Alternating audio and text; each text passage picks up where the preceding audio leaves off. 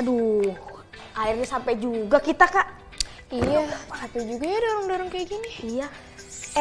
Ada teman-teman kelas 2 di rumah. Halo teman-teman, masih inget gak sama aku, Ru? Nah, ini kakakku, Kak Dona. Halo teman-teman di rumah, aku Kak Dona.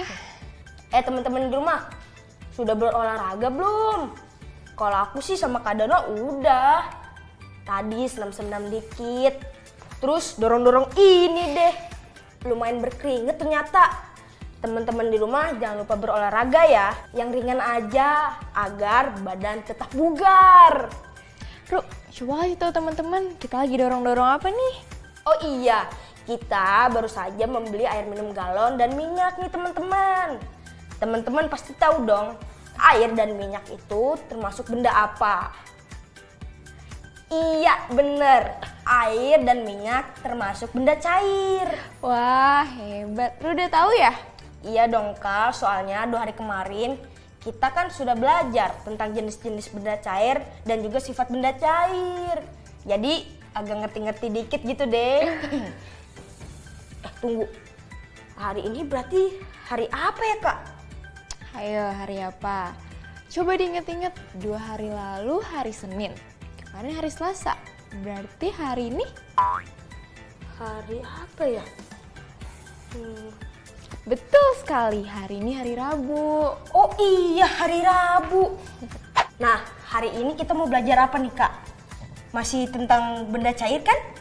Bener, Ru. Yuk kita sama-sama dengar penjelasan dari narator berikut ini dulu.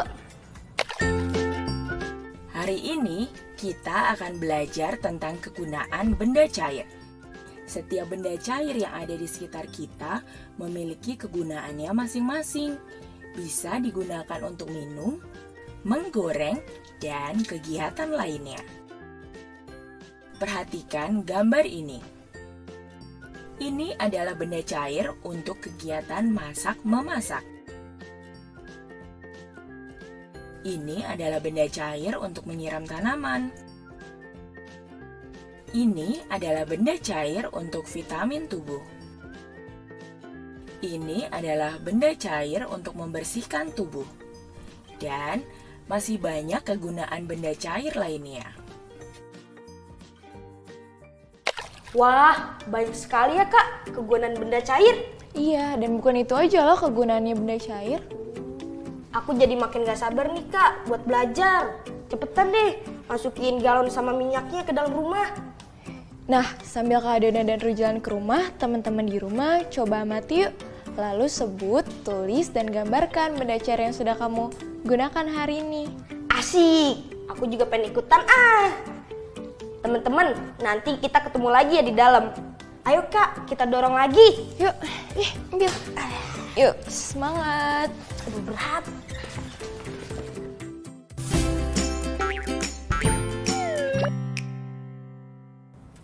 Nah, Ru sudah selesai nih gambarnya Kak. Sebutkan, tuliskan, dan gambarkan benda cair yang sudah kamu gunakan hari ini. 1, 2, 3. Air minum, air untuk mandi, dan minyak kayu putih. Wah, hebat. Ternyata Ru dan teman-teman di rumah sudah menggunakan banyak jenis benda cair ya hari ini. Oh iya, Kak Dona ada ide nih. Gimana kalau kita main tebak-tebakan gambar benda cair yang muncul? Lalu sebutkan kegunaannya yuk. Mau Kak, mau? Oke, teman-teman di rumah juga ikutan ya. Pasti seru loh. Oke, siap ya. Gambar benda cair dan kegunaannya yang pertama adalah... Wah, aku ini pasti tahu nih Kak. Sampo. Kegunaannya untuk mencuci rambut. Benar, jadi shampoo itu termasuk benda cair untuk mandi dan perawatan tubuh ya. Oke, lanjut ke gambar berikutnya ya. Oh, ini kecap Kak. Biasa digunain mama untuk bumbuin masakan. Biar tambah, sedap.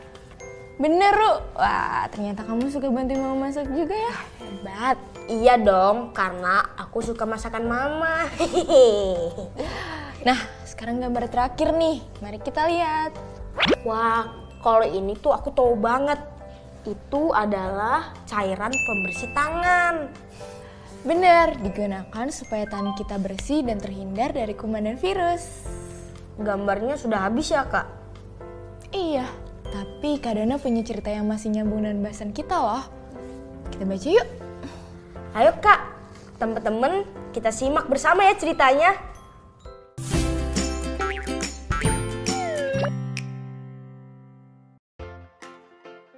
Benda cair, apa kegunaannya?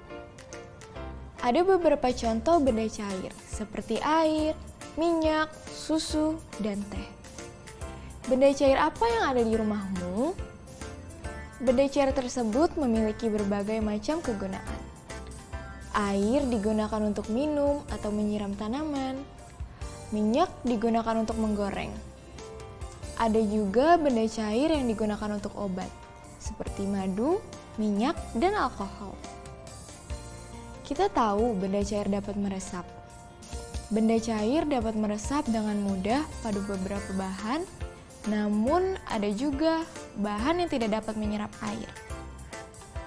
Bahan yang menyerap air antara lain katun, kain pel, kaos, dan kertas. Bahan yang tidak dapat menyerap air antara lain logam, plastik, kaca, dan karet. Apakah semua benda cair bisa diserap dengan mudah? Tentu saja tidak. Benda cair itu memiliki kekentalan yang berbeda. Semakin kental bentuknya, maka akan semakin susah diserap. Minyak lebih kental daripada air. Jadi, minyak akan lebih susah diserap daripada air.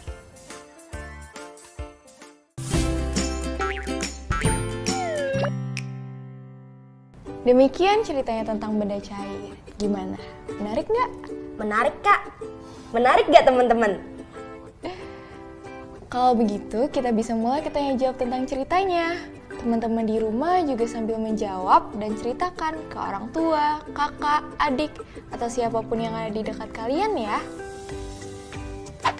Coba, sekarang Kak Dona tanya nih, apa sih judul cerita tadi? Judulnya benda cair, apa kegunaannya? Benar sekali, Ru. Lalu, apa saja sih yang dibahas di cerita ini, Ru? Jadi cerita ini dijelaskan ada berapa kegunaan benda cair Kak. Ada yang bisa digunakan untuk minum, mandi, dan menyiram tanaman. Berarti air untuk minum, mandi, dan menyiram tanaman itu sama nggak, Ru? Beda Kak. Untuk mandi dan menyiram tanaman biasanya pakai air mentah. Dan untuk minum adalah air yang sudah matang. Betul sekali, Ru. Lalu benda cair bisa digunakan untuk apa? Ada yang digunakan untuk menggoreng, seperti minyak goreng Kak, yang tadi kita beli. Benar. Terus ada juga yang digunakan untuk obat, misalnya madu dan minyak gosok. Seperti minyak kayu putih yang tadi Ru gambar, itu termasuk minyak gosok loh. Oh, terus di cerita tadi ada juga alkohol untuk obat Kak. Itu maksudnya apa ya? Oh, itu maksudnya cairan alkohol untuk membersihkan luka, Ru. Jadi supaya lukanya tetap kering. Tapi harus hati-hati menggunakan ini dan minta bantuan orang tua. Dan juga cairan ini tidak bisa diminum ya, Ru. Kenapa? Karena setiap benda cair kan punya kegunaannya masing-masing Kak. Betul sekali, Ru. Nah, kalau gambar ini maksudnya apa? Ru bisa jelaskan nggak? Oh, ini tentang benda-benda yang bisa menyerap benda cair dan yang tidak. Kain katun, kain pel, kertas, dan tisu bisa menyerap air. Dan yang tidak bisa menyerap air? Ada logam, kaca, dan plastik Kak. Benar, dan selain itu, encer atau kentalnya benda cair juga menentukan ia bisa diserap lama atau cepat, Ru. Seperti gambar ini, kira-kira yang lebih encer dan mana yang lebih kental, Ru? Susu lebih encer dari minyak Kak. Tapi kenapa begitu ya Kak? Ada yang encer dan ada yang kental. Nah, ini kembali lagi ke jawaban Ru sebelumnya, tergantung dari kegunaannya. Misalnya, susu yang encer agar kita mudah minum dan menelannya. Lalu minyak goreng biasanya kental karena digunakan untuk menggoreng. Dan pastinya minyak goreng tidak untuk diminum ya, Ru. Oh, begitu ya, Kak.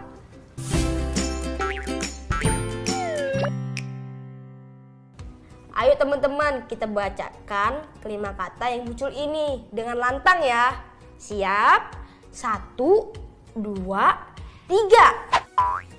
Atas, hari, akan, orang, semua. Hebat, Ru. Teman-teman di rumah juga hebat-hebat semuanya.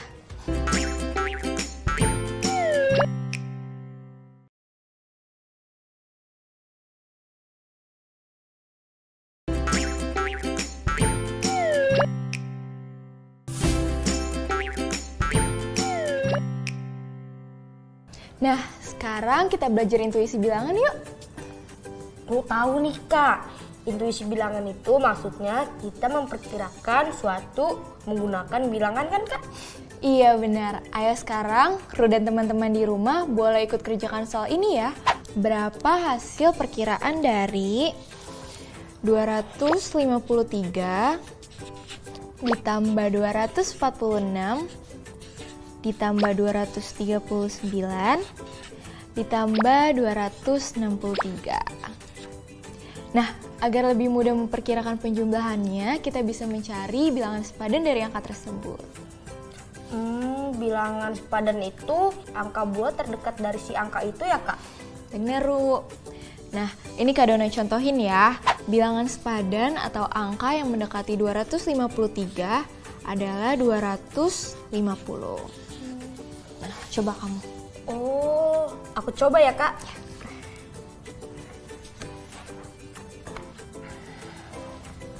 253 dekat dengan 250.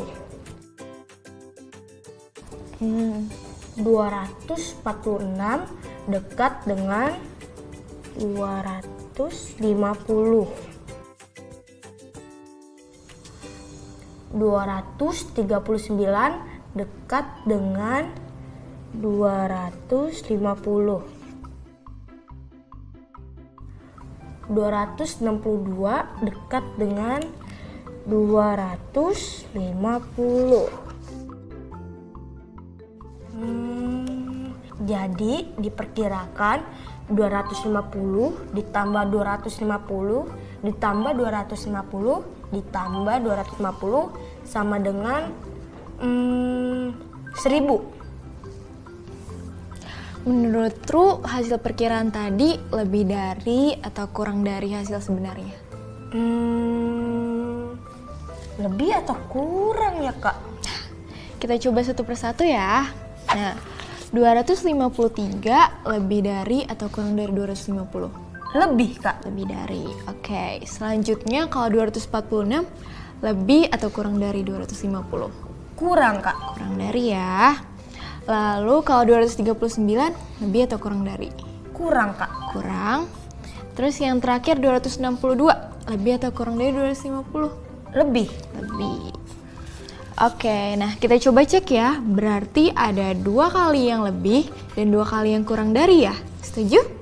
Setuju Kak. Berarti seimbang Kak. Nggak ada kurang, nggak ada lebih. Bisa jadi begitu, Ru. Nah, berarti perkiraan angka 1000 tadi kira-kira sepadan atau sama dengan hasil sebenarnya ya? Oke, kita coba ya. Jadi penjumlahan 253 ditambah 246 ditambah 239 ditambah 262 kira-kira hasilnya adalah 1000. Yaitu bisa mendekati atau sepadan dengan hasil sebenarnya. Dan ternyata perkiraan tadi sama dengan hasil sebenarnya. Hore! Tapi diingat ya, dalam intuisi bilangan ini yang penting adalah cara kita mengiranya, bukan hasil sebenarnya. Ngerti Kak?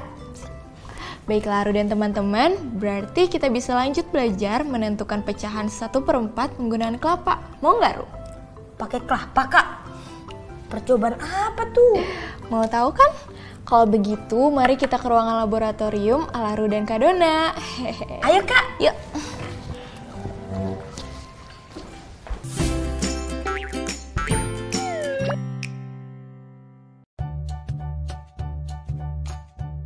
Wah, ada kelapa.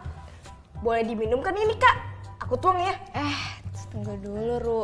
Kelapanya kita gunakan untuk belajar dulu. Nanti kalau udah selesai, baru deh kita minum sama-sama. Gimana? Oke, Kak, siap. Nah, baik. Kita perhatikan sama-sama ya. Ini ada 4 gelas berukuran sama dan 1 buah kelapa. Kak Dona akan menuang air kelapa ke 4 gelas ini sama rata. Oke.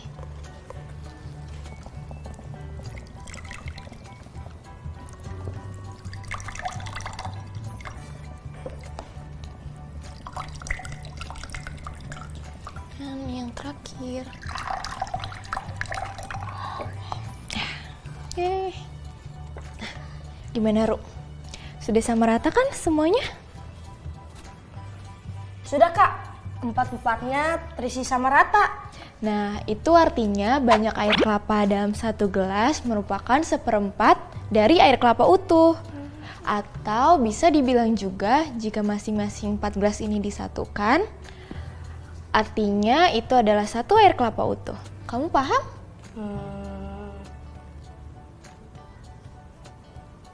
Belum ya? Nggak apa-apa. Kak Dona kasih 1 contoh lagi ya. Nah, ini ada 2 kotak makan yang sudah dibagi 4. Artinya, setiap bagian dinyatakan sebagai pecahan 1/4. Nah, sekarang perhatikan. Kotak makan pertama, keempat bagian kotaknya terisi air. Sementara kotak kedua hanya 1 bagian kotak yang terisi. Kotak makan pertama, semua bagiannya terisi, sehingga disebut 1 wadah berisi air.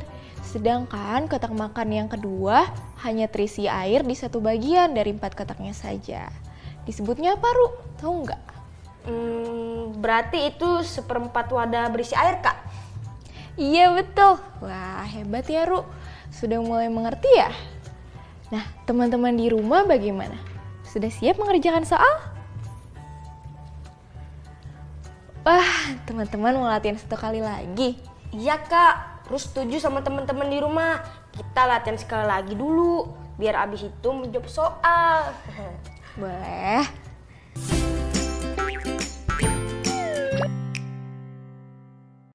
Nah, contoh kali ini adalah gelas. Kak Dona bagi gelas ini menjadi 4 garis. Sekarang kakak isi 1 garis yang paling bawah.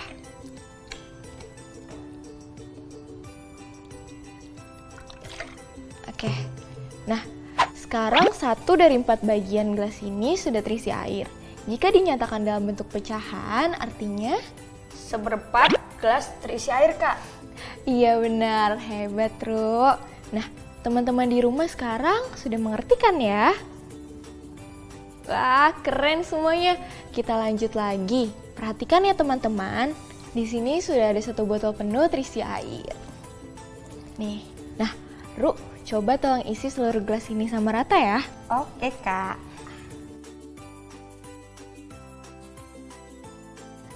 Sudah semua, Kak. Baik, terima kasih ya, Ru. Berarti sekarang isi dari 1 botol tadi sudah pindah ke 4 gelas ini. Pertanyaannya, isi 1 gelas ini sama dengan berapa bagian botol? Oh, Ru tahu, Kak. Karena tadi isi 1 botol ini dibagi rata menjadi 4 gelas. Jadi isi 1 gelas ini sama dengan 1/4 bagian botol. Iya benar, 1/4. Wah, Ru hebat ya. Kamu sudah mengerti tentang 1/4. Teman-teman di rumah juga mengerti kan? Hebat, tepuk tangan semuanya. Nah, untuk menjawab soal, kita kembali ke ruang papan tulis yuk. Siap, Kak. Ayo teman-teman, ikuti ya. Seru nih, apalagi habis ini kita minum es kelapa. Hehehe. Ini dia saat yang kita semua tunggu-tunggu, latihan soal. Asik. Kita sama-sama jawab soal berikut ini ya, teman-teman. Dan Ru sudah siap? Siap, Kak. Oke. Pertama, lingkari wadah mana yang 1/4-nya terisi air. Menurut teman-teman yang mana? Kalau Ru pilih yang ini nih, nomor 2. Betul nggak, Kak? Coba kamu lingkari yang mana?